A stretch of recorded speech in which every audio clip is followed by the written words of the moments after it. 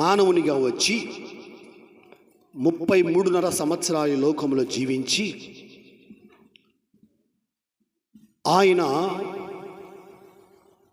నీ కొరకు నా కొరకు యుక్తకాలమున ఆయన చనిపోయి ఆయన సజీవుడిగా 3వ దినమున తిరిగి లేచాడు.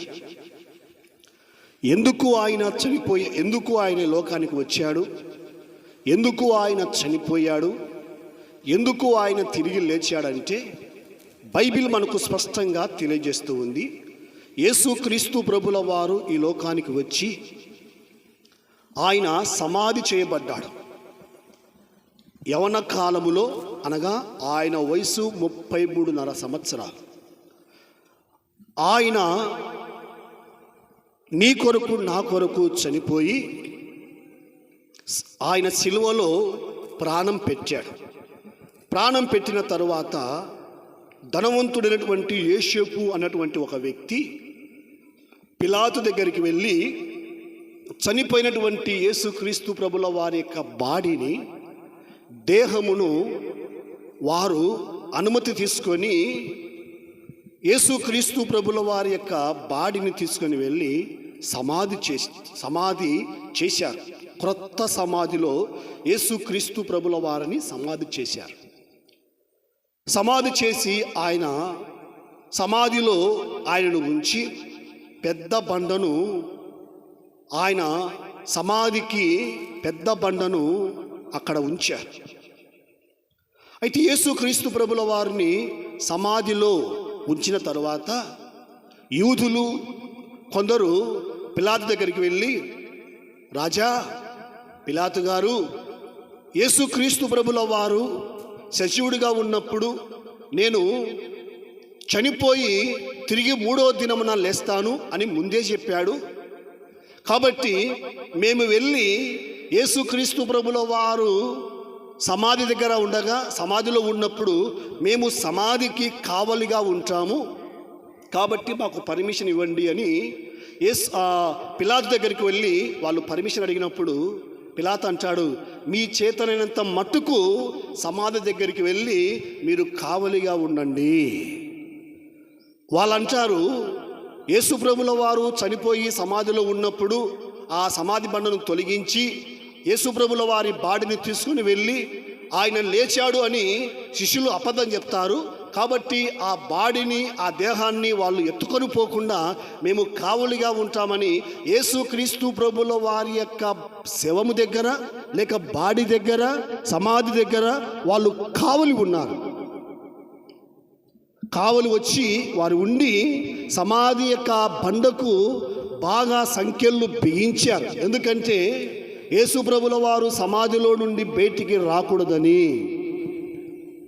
ఆ రీతిగా వాళ్ళు ఆ రాత్రంతా కూడా కునుకుపాటు లేకుండా యేసుక్రీస్తు ప్రభుల వారి యొక్క సమాధి దగ్గర వాళ్ళు కూర్చొని ఉన్నప్పుడు లేక మేల్కొని ఉన్నప్పుడు, దేవుని యొక్క బిడ్డలారా, తెల్లవారుజామున యేసుక్రీస్తు ప్రభుల వారి యొక్క సమాధికి వేయబడినటువంటి ఆ బండ తొలగించబడి యేసుక్రీస్తు ప్రభుల వారు సమాధిలో లేడు. హల్లెలూయా! చప్పట్లు కొడదాం గట్టిగా. హల్లెలూయా! ఆయన సమాధిలో లేడు. ఎందుకంటే బైబిల్లో స్పష్టంగా రాయబడి ఉంది. మనము అపోస్తుల కార్యములో చూసినట్లయితే గిన ఒక మంచి మాట మనకు బైబిల్లో కనబడుతూ ఉంది. చూడండి, 2వ అధ్యాయము 24వ వచనములో గమనించినట్లయితే గిన ఒక చక్కని మాట కనపడుతుంది. చూడండి, మరణము ఆయనను బంధించి ఉంచుట అసాధ్యము గనుక దేవుడు మరణ వేదనలు తొలగించి ఆయనను లేపెను. హల్లెలూయా! యేసుక్రీస్తు ప్రభుల వారిని మరణము బంధించలేకపోయింది. దేవుని బిడ్డలారా, బైబిల్ మనకు స్పష్టంగా తెలియజేస్తూ ఉంది, మరణము ఆయనను బంధించలేకపోయింది. మరణమా, నీ ముళ్ళు ఎక్కడా అని మరణపు ముళ్ళును విడిచి మరణానికే సమాధి కట్టి మరణపు యొక్క ఆ సమాధి యొక్క బండను తొలగించి ఆయన సజీవునిగా, ఆయన పునరుత్థానునిగా, ఆయన మృత్యుంజయునిగా ఆయన తిరిగి లేచాడు. ఎందుకు ఆయన మూడవ దినమున సజీవుడిగా తిరిగి లేచాడంటే యేసుక్రీస్తు ప్రభుల వారి యొక్క పునరుత్థానము, యేసుక్రీస్తు ప్రభుల వారి యొక్క పునరుత్థానము దేనికి సూచన మనకు కనబడుతుందంటే ప్రథమ ఫలం.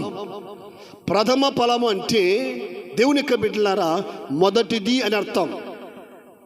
ప్రథమ ఫలము అనగా మొదటిది అని అర్థం. ఎగ్జాంపుల్గా ఒకరికి ఒక భార్యాభర్తలకు 3 పిల్లలు ఉన్నారనుకోండి. ఆ 3 పిల్లల్లో మొదటి సంతానము ప్రథమ ఫలము అంటాం. ప్రథమ ఫలము అంటాం. లేకపోతే దేవుడు మనకు ఉద్యోగం ఇచ్చిన తర్వాత మొదటి జీతాన్ని దేవుడు మనకు కానుకగా, దేవునికి మనము కానుకగా ఇచ్చినట్లయితే దీని ప్రథమ ఫలము అంటాం. అయితే యేసుక్రీస్తు ప్రభుల వారు మనకు ప్రథమ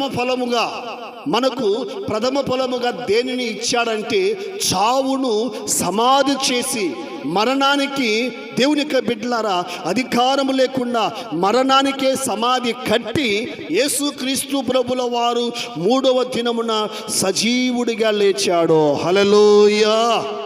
యేసుక్రీస్తు ప్రభుల వారు 3వ దినమున లేచిన తరువాత పౌలు గారు అంటున్నారు, క్రీస్తు మొదటి ఫలం, ప్రథమ ఫలం. ఎందుకంటే బైబిల్ మనకు స్పష్టంగా తెలియజేస్తూ ఉంది, ప్రథమ ఫలము నిద్రించిన వారిలో ప్రథమ ఫలము. ఇప్పుడైతే నిద్రించిన వారిలో ప్రథమ ఫలముగా క్రీస్తు మృతుల్లో నుండి లేపబడి ఉన్నాడు. దేవుని యొక్క బిడ్డలారా, ఇది మనం తెలుసుకోవాల్సినటువంటి సత్యం ఏమిటంటే యేసుక్రీస్తు ప్రభుల వారు ఇక్కడ పౌలు గారి ద్వారా 2వ రాకడ గురించి చెప్తూ ఉన్నాడు. సెకండ్ కమింగ్ గురించి యేసుక్రీస్తు ప్రభుల వారు పౌలు గారి ద్వారా తెలియజేస్తూ ఉన్నాడు. ఎలాగునంటే యేసుక్రీస్తు ప్రభుల వారు చనిపోయి ఎలాగైతే తిరిగి లేచాడో, ఆయన సమాధి చేయబడి ఎలాగైతే తిరిగి లేచాడో, అయితే యేసుక్రీస్తు ప్రభుల వారి యొక్క 2వ రాకడ మనకందరూ తెలుసు కదా. 2వ రాకడ యేసుక్రీస్తు ప్రభుల వారు ఆర్భాటముతోనూ ప్రధాన దూత శబ్దముతోనూ కడబూర మురగగానే ఆయన మధ్యాకాశములో ఆయన మన కొరకు మేఘారుడై ఆయన వస్తాడు. ఆయన వచ్చేటువంటి ఆ సమయంలో బైబిల్ మనకు స్పష్టంగా తెలియజేస్తుంది, ఇప్పుడు యేసుక్రీస్తు ప్రభుల వారు ఎలాగైతే సమాధి చేయబడి, ఎలాగైతే 3వ దినమున సమాధి తెరవబడి ఆయన సజీవుడిగా లేచాడో, యేసుక్రీస్తు ప్రభుల వారు మధ్యాకాశములో ఆయన ఆర్భాటముతో ప్రధాన దూత శబ్దముతో ఆయన మేఘారుడై వచ్చేటువంటి ఆ సమయంలో చనిపోయిన వారందరూ కూడా సమాధులు తెరవబడి తిరిగి లేచి యేసు ప్రభుల వారిని ఎదుర్కొంటారు. గట్టిగా చప్పట్లు కొట్టండి. హల్లెలూయా. ఎందుకంటే అనేకులు భూలోకము పుట్టింది మొదలుకొని, అనగా ఆదాము అవ్వ మొదలుకొని, మన పితరులైనటువంటి ఆదాము అవ్వ, అబ్రహాము, శారా, ఇస్సాకు, అబ్రహాము అలాగనే శారా, ఇస్సాకు, రిబ్కా, యాకోబు, ఇలాగనే అనేక భక్తులు చనిపోయి సమాధి చేయబడ్డారు. వీళ్ళందరూ కూడా యేసుక్రీస్తు ప్రభుల వారు 2వ రాకడలో వచ్చేటువంటి సమయంలో ఇప్పుడు ఎలాగైతే యేసుక్రీస్తు ప్రభుల వారు ఎలాగైతే మరణించి 3వ దినమున తిరిగి లేచాడో, భూలోకము పుట్టింది మొదలుకొని ఆయన 2వ రాకడలో ప్రతి ఒక్కరూ కూడా సమాధులు తెరవబడి యేసుక్రీస్తు ప్రభుల వారిని మధ్యాకాశంలో ఎదుర్కొంటారు. హల్లెలూయా. ఎలాగో ఎదుర్కొంటారంటే మత్తయి సువార్తలో యేసు ప్రభుల వారు ఒక ఎగ్జాంపుల్ చెప్పాడు. చూడండి, మత్తయి సువార్త ఒకసారిగా మనము 25వ అధ్యాయంలో గమనించినట్లయితే 2వ రాకడ గురించి యేసుక్రీస్తు ప్రభుల వారు ఒక చక్కని మాట చెప్పాడు. చూడండి, 25వ అధ్యాయంలో చూసినట్లయితే పరలోక రాజ్యము తమ దివిటీలు పట్టుకొని పెళ్లి కుమారుని ఎదుర్కొనుటకు బయలుదేరిన 10 మంది కన్యకలను పోలి ఉన్నది. వీరిలో 5 బుద్ధి లేని వారు, 5 బుద్ధి గలవారు. బుద్ధి లేని వారు తమ దివిటీలు పట్టుకొని తమతో కూడా నూనె తీసుకొని పోలేదు. బుద్ధిగల వారు తమ డ్యూటీలతో కూడా సిద్ధలు తీసుకొని పోయిరి. పెళ్లి కుమారుడు ఆలస్యము చేయగా వారందరూ కునికి నిద్రించుచుండిరి. అర్ధరాత్రి వేళ ఇదిగో పెళ్లి కుమారుడు అతను ఎదుర్కొన రండి అను కేక వినబడెను. అప్పుడు ఆ కన్యకలందరూ లేచి దివిటీలను చక్కపరిచిరి. గాని బుద్ధి లేని ఆ కన్యకలు మా దివిటీలు ఆరిపోవచ్చు ఉన్నవి గనక మీ నూనెలో కొంచెము మాకియుడని బుద్ధిగల వారిని అడిగిరి.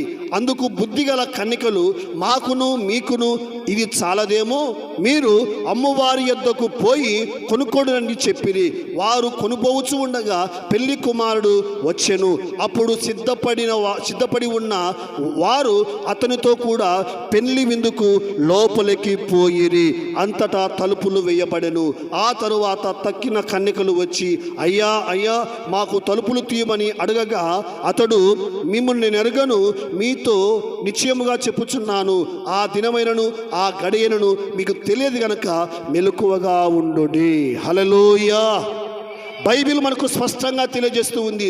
యేసుక్రీస్తు ప్రభుల వారు చనిపోయి ఆయన 3వ దినమున సజీవుడిగా లేచాడు. అది ప్రథమ ఫలం. కాబట్టి ఆయన చనిపోయి తిరిగి లేచి ఆయన ఆరోహణమై వెళ్ళి మన కొరకు పరలోకములో స్థలాన్ని సిద్ధపరిచాడు.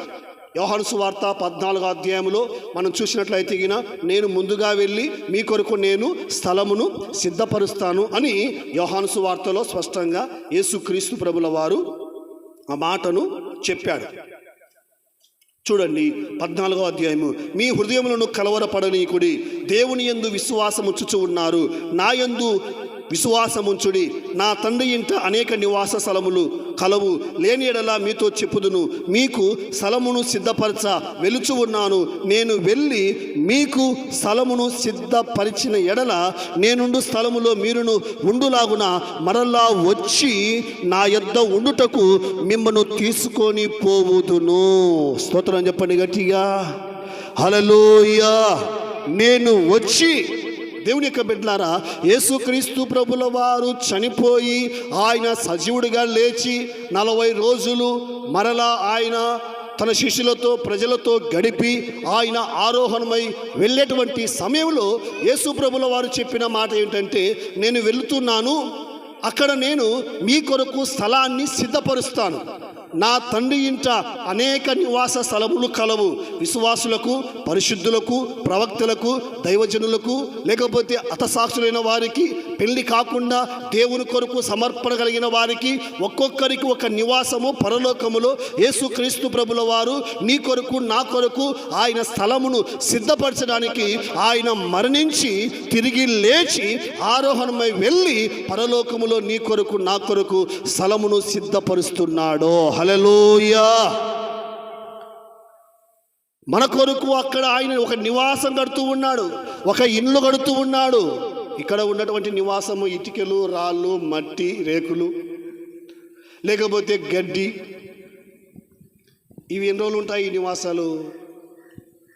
మహా అంటే 40, 50, 100 సంవత్సరాలు. ఎంత ఆల్ట్రాటెక్ సిమెంట్ వాడినా కదా, ఎంత మంచి కంపెనీ సిమెంట్ వాడినా అవి బ్రిడ్జిలు కావచ్చు, స్లాపులు కావచ్చు, పెద్ద పెద్ద భవనాలు కావచ్చు, 100 సంవత్సరాలు అంతే. 100 సంవత్సరాలు కూడా లేవు. ఎప్పుడో బ్రిటిష్ కాలంలో కట్టినటువంటి భవనాలు 100 సంవత్సరాలు ఉన్నాయి, మందిరాలు కానీ లేకపోతే బ్రిడ్జిలు కానీ. అయితే ఇప్పుడు కట్టేటువంటి అవి అంత ఉండవు. అయితే పరలోకంలో యేసుక్రీస్తు ప్రభుల వారు నీ కొరకు నా కొరకు ఎలాంటి నివాసాన్ని నిర్మిస్తూ ఉన్నాడంటే, ఆయన చీకటి లేని రాజ్యాన్ని, ఆయన కరువు కష్టము లేని గొప్ప రాజ్యాన్ని, ఆయన ఇటుకలతో కాదు, దేవుని యొక్క బిడ్డలారా, ప్రకటన గ్రంథంలో రాయబడి ఉంది, ఆయన వేడితో నిర్మిస్తూ ఉన్నాడంటే ఒకసారిగా చూడండి. ప్రకటన గ్రంథము ఒకసారిగా 21 మనము గమనించినట్లయితే 18వ వచనంలో, ఆ పట్టణపు ప్రాకారము సూర్యకాంతములతో కట్టబడెను, పట్టణము స్వచ్ఛమగు స్ఫటికముతో సమానమైన శుద్ధ సువర్ణముగా ఉన్నది. ఆ పట్టణపు ప్రాకారము పునాదులు అమూల్యమైన నానావిధ రత్నములతో అలంకరింపబడెను. మొదటి పునాది సూర్యకాంతపు రాయి, రెండవది నీలము, మూడవది యమునారాయి, నాలుగవది పచ్చ, ఐదవది వైఢూర్యము, ఆరవది కెంపు, ఏడవది సువర్ణరత్నము, ఎనిమిదవది గోమేధికము, 9వది సూర్యరాగము, 10వది సువర్ణ సునియము, 11వది పద్మరాగము, 12వది సుగంధము, దాని 12 గుమ్మములు, 12 ముత్యములు, ఒక్కొక్క గుమ్మము ఒక్కొక్క ముత్యములతో కట్టబడి ఉంది. హల్లెలూయా. పరలోకములో యేసుక్రీస్తు ప్రభుల వారు ఏర్తో కడుతున్నాడంట, 12 రకాల ముత్యాలతో కడుతూ ఉన్నాడు.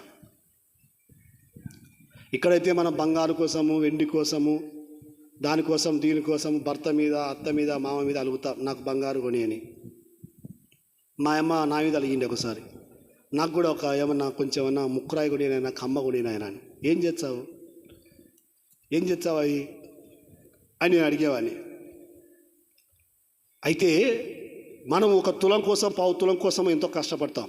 అయితే యేసుక్రీస్తు ప్రభుల వారు అక్కడ దేవునికి బిడ్డలారా 12 రకాలతో ఆయన పరలోకాన్ని నీ కొరకు నా కొరకు ఆయన అలంకరిస్తూ ఉన్నాడు. హల్లెలూయా. బైబిల్ మనకు స్పష్టంగా తెలియజేస్తుంది, ఆయన ప్రథమ ఫలము, పునరుత్థానము. ఎలాగైతే యేసుక్రీస్తు ప్రభుల వారు 3వ దినమున సజీవుడిగా లేచాడో, ఆయన 2వ రాకడలో కూడా మనమందరం కూడా లేపబడి మధ్యాకాశంలోకి ఎత్తబడి ఆయన రాజ్యాన్ని మనము స్వతంత్రించుకుంటాము. హల్లెలూయా. యేసుక్రీస్తు ప్రభుల వారు ఎందుకు లేచాడో చాలామందికి తెలియదు. యేసుక్రీస్తు ప్రభుల వారు ఎందుకు సమాధి చేయబడ్డాడో చాలామందికి తెలియదు. యేసుక్రీస్తు ప్రభుల వారు ఎందుకు ఈ లోకానికి వచ్చాడో చాలామందికి తెలియదు. కులం మార్చడానికి, మతం మార్చడానికి, లేకపోతే ఇంకా రకరకాలుగా ఆలోచన చేసే వాళ్ళు ఎంతోమంది ఉన్నారు. కానీ యేసు ప్రభుల వారు ఈ లోకానికి వచ్చింది మానవుల యొక్క మనసును మార్చడానికి, మానవులను పాపము నుండి, శాపము నుండి, దుర్నీతి నుండి, భయంకరమైనటువంటి వ్యాధి నుండి, రోగము నుండి, దరిద్రము నుండి, పేదరికం నుండి ఆయన విడిపించి చివరిగా మరణము నుండి విడిపించడానికి యేసయ్య మీ కొరకు నా కొరకు మరణాన్నే గెలిచాడు. హల్లెలూయా. అవును, లాజరు ఎలాగైతే చనిపోయి తిరిగి 3వ దినమున ఎలాగైతే లేచాడో లాజరు, దేవునికి బిడ్డలారా, ప్రతి ఒక్కరూ కూడా యేసుక్రీస్తు ప్రభుల వారి 2వ రాకడలో మనమందరం కూడా ఎత్తబడతాం. ఎందుకంటే యేసు ప్రభుల వారు చనిపోయి తిరిగి లేచింది ఎవరి కోసం అంటే, దేవునికి బిడ్డలారా, ఆదాము మొదలుకొని యేసుక్రీస్తు ప్రభుల వారు రాకడ వరకు ఎందరైతే సమాధి చేయబడి ఉంటారో వాళ్ళందరూ కూడా యేసు ప్రభుల వారి స్వరము వినగానే, కడబూర ధ్వని మురగగానే, ఆర్భాటముతో యేసు ప్రభుల వారు మధ్యాకాశంలోకి రాగానే ప్రతి ఒక్కరు కూడా ఎత్తబడతారని బైబిల్ మనకు స్పష్టంగా తెలియజేస్తూ ఉంది. పునరుత్థానం అంటే దేవునికి బిడ్డలారా, సమాధికి ఎదుగో చావుకు సమాధి కట్టి లేపబడము. హల్లెలూయా. సమాధికే ఆయన సమాధి బండను తొలగించి మరణానికే భయాన్ని పుట్టించి మరణపు వేదనను తొలగించి ఆయన సజీవుడిగా లేచినటువంటి గొప్ప దేవుడు మన దేవుడు. కాబట్టి బైబిల్ మనకు స్పష్టంగా తెలియజేస్తూ ఉంది, దేవునికి బిడ్డలారా. అయితే ఈనాడు మనము పునరుత్థాన పండుగ ఎలాగ చేసుకుంటామంటే ఒక్కొక్కరు ఒక్కొక్క విధంగా రకరకాలుగా చేసుకుంటూ ఉంటారు.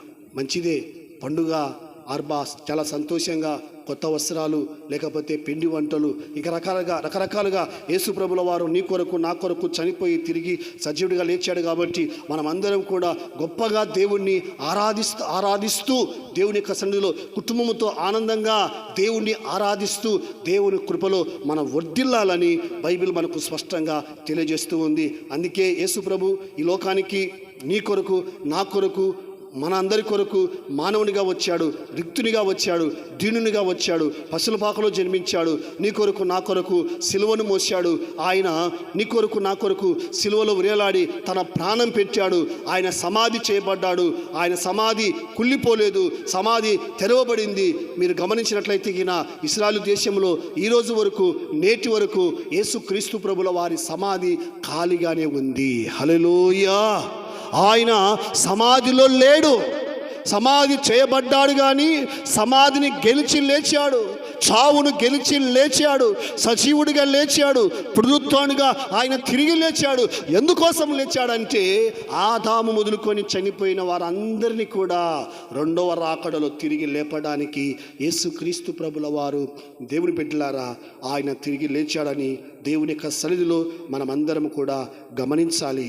ఎందుకంటే మనకు కూడా చావు లాంటి సమస్యలు, చావు లాంటి శ్రమలు, చావు లాంటి రోగాలు, చావు లాంటి నిందలు, చావు లాంటి ఇబ్బందులు మన జీవితంలో, కుటుంబంలో, వ్యక్తిగతంగా, ఆర్థికంగా, ఆరోగ్యపరంగా ఎదురైనప్పుడు ఇదిగో మనం అనుకుంటాం చావే చరణం అని అనుకుంటాం. అయితే మన దేవుడు చావును గెలిచాడు కాబట్టి ఈ లోకాన్ని కూడా, ఈ సమస్యలను కూడా మన ద్వారా జయించడానికి ఆయన కృపను గ్రహిస్తాడు. హల్లెలూయా.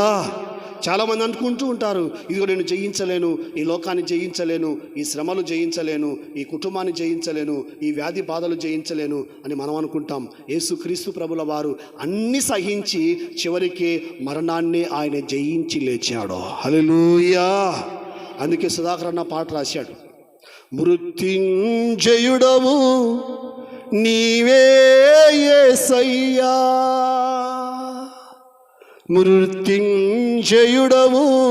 నీవే యేసయ్యా, నా రాజువు నా రక్షకుడా, నా రాజువు నా రక్షకుడా, నీవే నీవే నీవే యేసయ్యా, నీవే నీవే నీవే యేసయ్యా, నా స్తుతి సింహాసనం నీకే నీకే నీకే యేసయ్యా, నా స్తుతి ఆరాధన నీకే నీకే నీకే యేసయ్యా. హల్లెలూయా. ఆయన మరణాన్ని గెలిచిన గొప్ప దేవుడు, సజీవుడు, పునరుత్థానుడు, మనం ఆరాధిస్తున్నటువంటి దేవుడు. ఈ లోకంలో మరణం అంటే అందరికీ భయం, కానీ మరణాన్నే సమాధి చేసి మరణాన్ని గెలిచిన వాడు మనం ఆరాధిస్తున్నటువంటి యేసుక్రీస్తు ప్రభుల వారు. కాబట్టి చావు మన దగ్గరికి వచ్చినా మనము భయపడాల్సిన అవసరం లేదు, ఎందుకంటే నా దేవుడు సజీవుడు. యోబు గారు అదే అంటారు, నా దేవుడు సజీవుడు, నా శరీరం ఇలాగా కుళ్ళిపోయినా కూడా నేను నా దేవుణ్ణి ఆరాధిస్తాను, ఎందుకంటే నా విమోచకుడు ఆయన సజీవుడు. హల్లెలూయా. చనిపోయిన వాడు కాదు, ఆయన చనిపోయిన వాడు కాదు. బైబిల్ చెప్తుంది ఆయన అస్తమించని సూర్యుడు. ఈ లోక సూర్యుడు ఉదయిస్తాడు, అస్తమిస్తాడు, కానీ మన దేవుడు అస్తమించినటువంటి సూర్యుడై ఉన్నాడు, క్షీణించని చంద్రుడై ఉన్నాడు.